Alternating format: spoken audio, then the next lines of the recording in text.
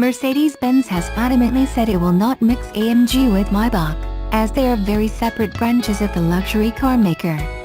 However, Mercedes-Benz does not feel the two branches are prohibited from sharing parts.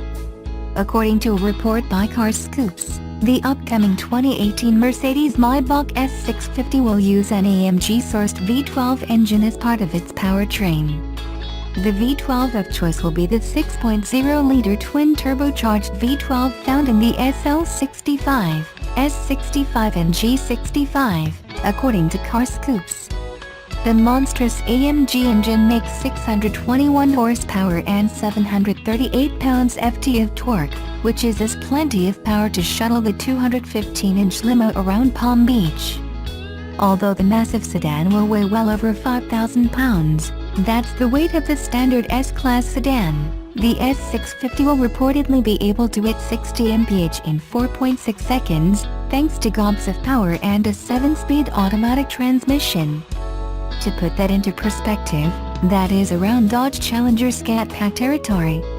This sporty sedan will presumably still have all the same luxuries of the 2017 Mercedes-Maybach, just with a lot more power.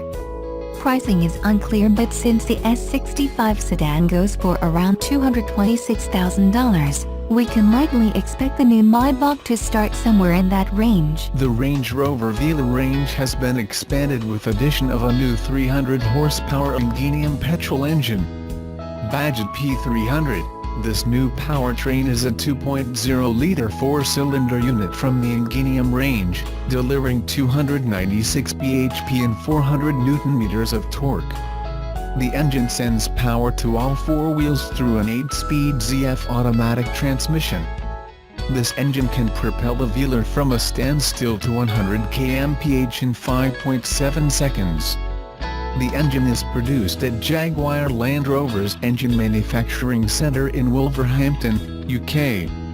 Apart from the P300, the Velar is available with 6 petrol and diesel powertrains, with outputs ranging from 250 horsepower to 380 horsepower. Land Rover is planning to bring the Velar to India in November.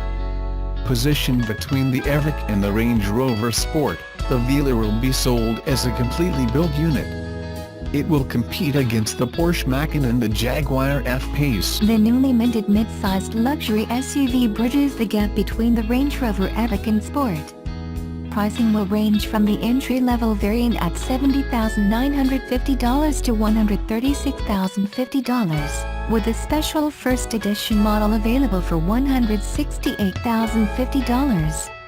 The first edition will only be available for the first model year.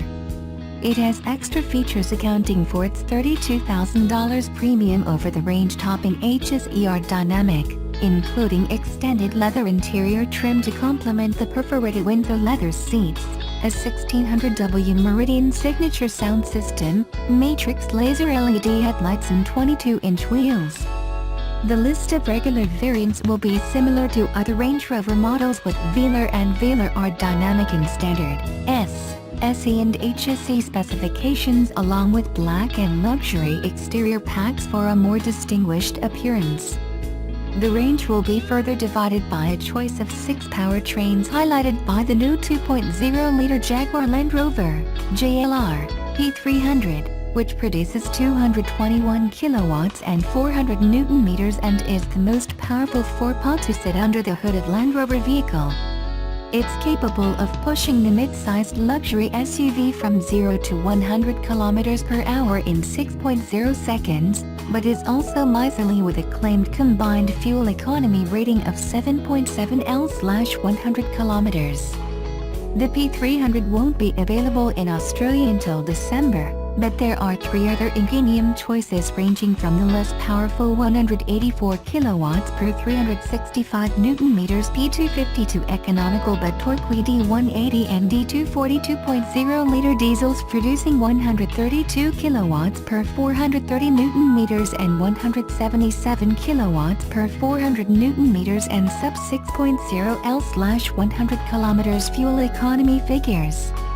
The Velar doesn't miss out on bigger grunt with a choice of 3.0-liter V6s including the 221 kilowatts per 700 Nm D300 oil burner and the 280 kilowatts per 450 Nm supercharged V6 petrol P380. Built on JLR's IQ aluminum platform that also underpins the Jaguar F-Pace in Range Rover Sport, the Velar has a slippery silhouette that Land Rover says is its most aerodynamic yet, though this is the company that built the Defender.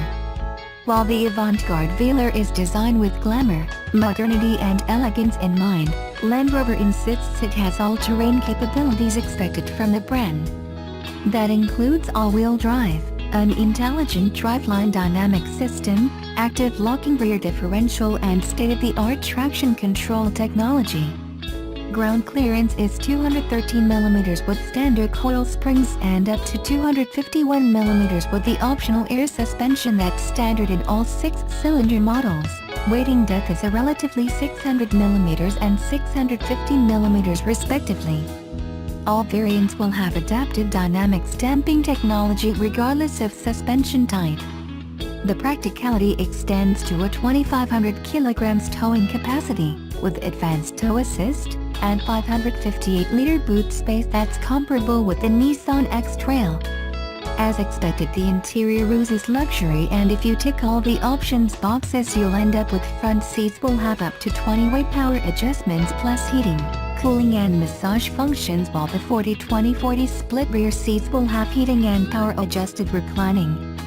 Optional 4-zone climate control and cabin air ionization system will add to the all-round comfort for those long summer trips to the Polo. The Velar will debut Land Rover's state-of-the-art Touch Pro Duo infotainment system, featuring 2 high-definition 10-inch touchscreens. This system includes clever functions such as commute mode that learns your daily drive so that, using both historical and real-time traffic information, can suggest alternative routes and help you to reach your destination on time. If you're running late, it can send your location and ETA to chosen contacts via email or text message.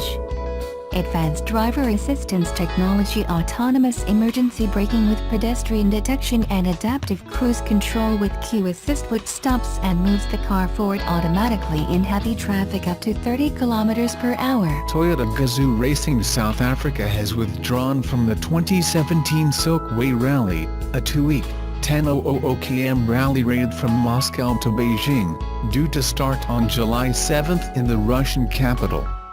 The team had submitted entries for both former Dakar Rally winner Gilles de Villiers and SA cross-country champion Leroy Poulter, but the decision to pull out was taken when rule changes, in line with the new rules for the 2018 Dakar Rally, weren't implemented in time for the 2017 Silkway. That's because the Silkway Rally, second only to the iconic Dakar, is one of the toughest tests of cross-country vehicles on the calendar, has for a number of years served as a proving ground for Dakar contenders.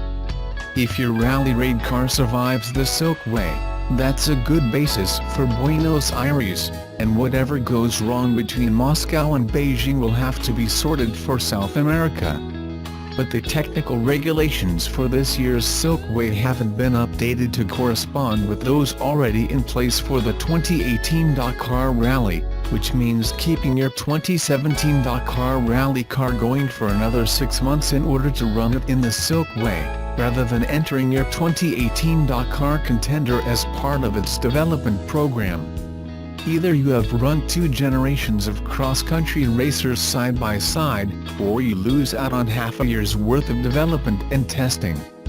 Knock-on effect. We value the Silkway Rally as one of the toughest events on the international cross-country racing calendar, said Toyota Gazoo Racing SA team principal Glenn Hall. But for this year, competing there no longer makes sense. We won't rule out entering the Silkway Rally in future, but right now, we need to focus to developing our 2018 car. Sadly, there's a knock-on effect as well. Gazoo shares infrastructure with Belgian outfit Overdrive Racing on international events, So Overdrive has also had to withdraw its entry for Nasser El Attiyah from the 2017 Silkway Rally, because Hall and his team won't be there as backup.